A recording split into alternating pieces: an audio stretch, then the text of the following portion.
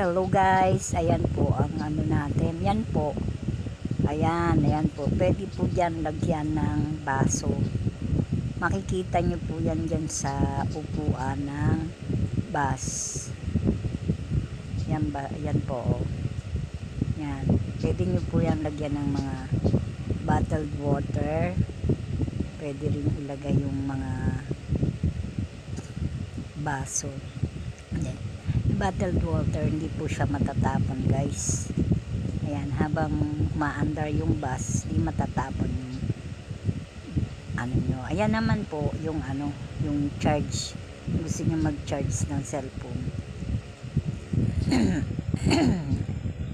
Ayan guys.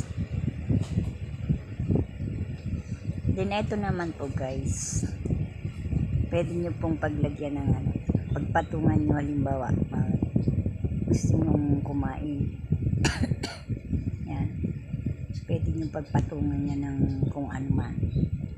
Kahit na ano, pwede nyo ipatong yan guys. O dito lang po yan sa bus.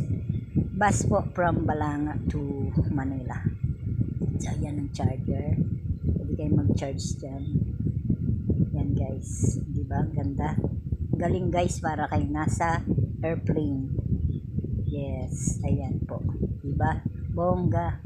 Bongga guys. Bongga ka guys. Okay, bye-bye. Bye.